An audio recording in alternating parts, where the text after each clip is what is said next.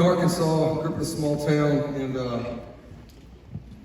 just for those of you that don't know my story, I grew up in a Christian family. My mom and dad, at a very early age, and they planted that seed, and they just taught me what it was to put my faith and my trust in Jesus Christ. And I know had it not been for them and just the example that they were in their life, the constant prayer, that I wouldn't be here today. I wouldn't be standing on this stage. And so I just want to say to all you moms and dads that are, maybe right now you're struggling, maybe you've raised your kids right, and maybe you're asking God, hey, what did I do wrong? You've not done anything wrong. God's got a plan for those kids. Just keep praying for them. Amen. I think most of us, when we turn a certain age, we think we know more than everybody else. I know that was my case. I turned 18. I kind of turned my back on everything I'd known. Senior year of high school, I got in trouble for drugs, and I ended up dropping out of school. And I lost 2 Division I basketball scholarships, and I went to work for my dad's construction company. I remember just thinking, man, I had blown it. There wasn't anybody to blame but myself. I thought my life was over. I worked for him for about a year, and then I walked on to a junior college, and I made the team. And the day before my first game, I tore all the ligaments in my ankle, and I redshirted my freshman season. And God, even though I wasn't chasing him or pursuing him, he had a plan for my life. And that first year in college, I taught myself how to play guitar, and I fell in love with music, and I fell in love with just how I could play. I just fell in love with the idea that you can just document seasons of your life, where you've been. And never in my wildest dreams did I think it would end up here. I thought I was going to be some big rock star. And unfortunately, thinking that way led me down some pretty dark paths. For about 15 years of my life, I struggled with anything and everything. I was just one of those guys that lived 110%. In 2012, I was getting ready to leave for Europe for a month. I was going to go on tour with the band I was in. My wife was pregnant with our daughter at the time, and she came to me and she said, Zach, I can't keep doing this. I can't watch you kill yourself, so you can't make some changes now. Well, I didn't want to lose my wife. I didn't want to lose my kids. But I knew I wasn't strong enough to make that decision on my own. But that seed that my parents planted at such an early age, I knew there was a God out there that loved me, that I could go running back to, even though at the time I didn't believe he could love me for the things I'd done. I remember going, God, if you're who you say you are, if you're real, if you can just prove it to me, I'm done with this. A week into that tour, we were driving across Spain, about an 8-hour drive, and a guy driving our bus was scanning radio stations. He stopped on a station, and I heard Redeemed by Big Daddy Weave come across the radio. And I remember thinking, well, this is no coincidence. And so I was like, okay, you've got my attention. And I went to the hotel and I listened to that song over and over and over. And I thought, man, have I missed it all these years? I didn't understand just how much God loves me. It never clicked. It wasn't taught that way for me when I grew up. It wasn't taught that I had to go get saved every Sunday. I mean, my parents taught me that Jesus loved me, but for some reason in my mind, my image of Jesus was, he just sat on his throne all day with his arms crossed, looking down at everything I did, shaking his head. I really didn't understand it until I had kids of my own, just how much God loves us and how easy he's made it for each and every one of us. I was talking about it earlier tonight, and he knew every hair on my head before I was ever thought about. Same goes for you. And had he just been for me right here, he would have still went to that cross and died so I could have a new life. And so tonight I want to play you guys a song.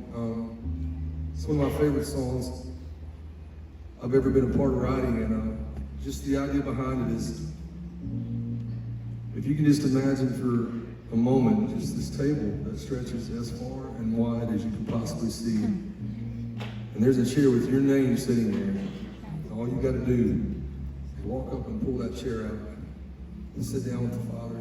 You can bring all the junk you've been carrying around, everything you've been burdened with, all your sins. And you can say, God, I can't do this anymore. I need you in my heart. And the only thing he wants in return is your heart. That's a pretty good deal if you ask me. If you're here tonight, if somebody brought you to this concert, you're like, who is Zach Williams? Like, don't worry about who I am. You need to be worried about who Jesus Christ is. Right.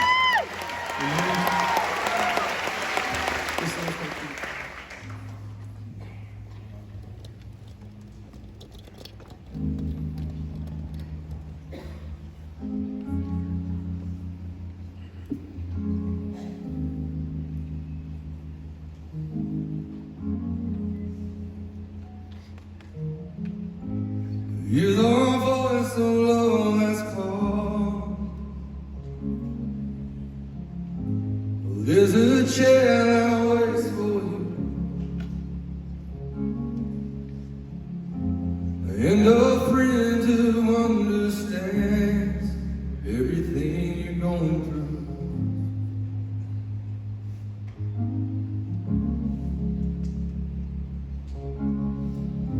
But you keep standing at a distance,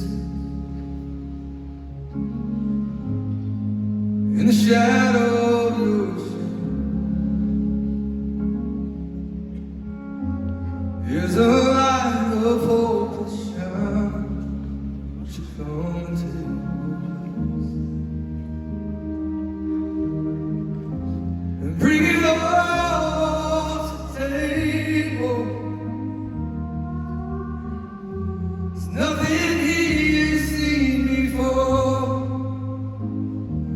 For all your sin, your sorrow, and your sadness, there's a Savior on your cross. Bring it all to the table. You can't see the weight you carry, and the fears that hold you back. Through the cross you've been forgiven, you're accepted as you are. So bring it all to the table. So nothing he has seen before. All your worries and your burdens, there's a Savior on your cross.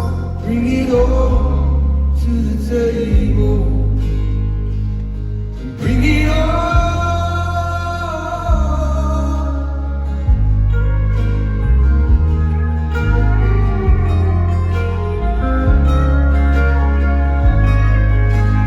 You can bring it all.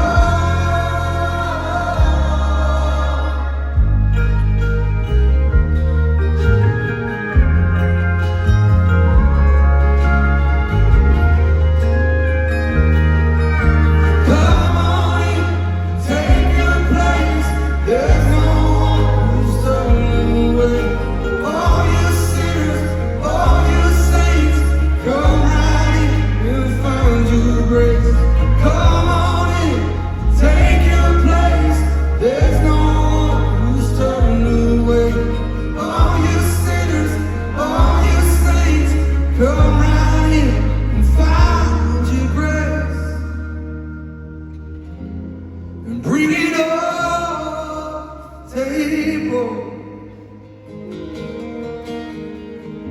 There's nothing he ain't seen before.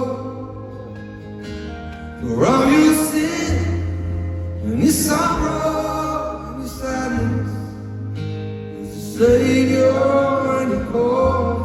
Bring it all to the table.